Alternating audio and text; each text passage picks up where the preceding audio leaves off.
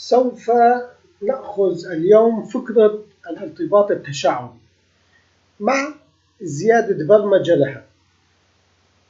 نحن نريد أن نبرمج لكم اليوم خلية.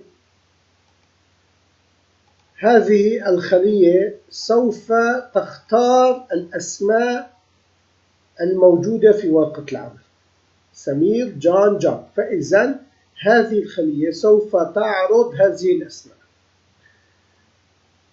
طبعا الأسماء موجودة في ورقة جان، عبارة عن 3 خلايا تم ربطها مع التحقق من الصحة. لم يتم كتابة التحقق من الصحة في نفس الورقة، لكن ربطت في ورقة ثانية. بعد قليل سوف نعرف السبب. لأننا نريد من هذه الخلية أن يكون فيها ميزة الارتباط التشعبي، فإذا تم اختيارها عن طريق زر يمين لكي تعطي خيار ارتباط تشعبي. نلاحظ الآن عندما نعود خطوة إلى الخلف أن هذه الخلية أخذت بياناتها من ورقة جان من المجال من A1 إلى A3 وعرضت ما هو موجود. ما هو موجود هو نفسه أسماء الأوراق. أما ما تم تسجيله في اسم النطاق هو indirect addresses 1.1.. indirect D1. هذه العلاقة تم تسجيلها عوضا عن العلاقة السابقة التي افتراضيا تكون موجودة. عندما نضع هذه العلاقة ونضغط على كلمة جان، البرمجة تذهب وتفتح ورقة جان. فإذا نحن نختار أسماء الأوراق من هنا، لكن الاسم الذي تم اختياره عند النقر عليه يذهب إلى الورقة. لنلاحظ البرمجة عن قرب. عندما نختار سمير نلاحظ أن ورقة سمير هي التي تفاعلت. نعود إلى ورقة جورج ونختار جاك ونطلب جاك. نلاحظ أن ورقة جاك هي التي تفاعلت. وعندما نختار جان لكي نلاحظ الامتداد، نلاحظ أن جان لديه هذه الأسماء الخاصة بأوراق العمل. أما ما هو موجود هنا سوف نتحدث عليه بشكل مفصل. التحقق من الصحة نلاحظ أنه موجود، أننا ربطنا الورقة جان مع A1. انتهينا من فكرة التحقق من الصحة ومن تشكيل قائمة. أما ما هو موجود في الارتباط التشعبي سوف يتم حذفه لأنه غير موجود الآن. لنلاحظ الآن الارتباط التشعبي لا يوجد هنا اسم المجال. نحن تم تسمية مجال ووضع هذا الاسم في هذا المجال. تسمية المجال كان هنا.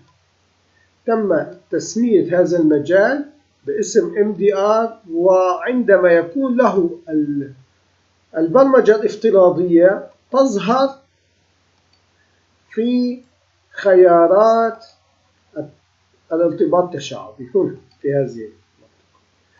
الآن سوف نحذف نحن الارتباط التشعبي وسوف نحتفظ بهذه العلاقة لأننا سوف نقوم بلصقها في مكان معين. هذه الخانة إذا أردنا أن يكون لها ارتباط تشعبي نلاحظ أننا عندما نحدد الاسم حذفنا الاسم أيضا وطلبنا اسما جديدا. أخذ هذا الاسم البرمجة الخاصة وتم تسميته بهذا الاسم. أوكي. إذا طلبنا الارتباط نلاحظ أن ال MDR الاسم الذي تم تعريفه أصبح متواجد مع الارتباط التشعبي. فإذا الارتباط التشعبي أصبح موجودا لكن غير مفعل. نحن لأنه يذهب إلى ال MDR ولا يرى أن له اختصاص معين، أنه يذهب ويقف في نفس الخانة. في هذه الحالة الخطوة الأولى التي تم تسجيلها الآن هي أننا تم تصميم الاسم، والآن سوف يحذف ما هو مسجل ويسجل عوضا عنه هذه البرمجة التي تقول اذهب إلى العنوان الذي يسجل فيه الدي واحد. عندما نقول أوكي نلاحظ تمت البرمجة. هذه البرمجة تمت وببرمجة جميلة جدا. سوف أعيد الأفكار.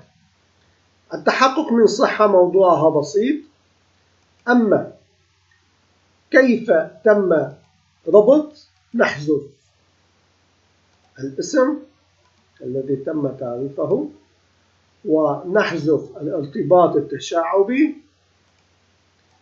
نعود ونشكل اسم جديد ونعطيه اسما ونترك البرمجة مثل ما هي. وبذلك عندما نختار التحقق من الصحة، عندما نختار الارتباط التشعبي نلاحظ أن اسم المجال الذي تم تشكيله عن طريق هذا الزر موجود، فنربط التحقق من الصحة مع اسم المجال، لكن النقر عليه لا يعطي نتيجة. نعود إلى الاسم الذي تم تنشئته ونغير المجال إلى البرمجة التي تقول ما هو موجود بالدي واحد اذهب لعنوانه أدرس وأعطينا إياه. فإذا بهذه الحالة يجبر الارتباط التشعبي إلى تنفيذ ما نحن نطلبه. فكرة جميلة جدا. نشكر الجهة التي تم عرضها وتم تنسيقها. نرجو أن يكون الشرح كافيا ووافيا. فكرة مطلوبة جدا لكي ننتقل إلى الأوراق. شكرا لمتابعتكم. نلتقي غدا إن شاء الله.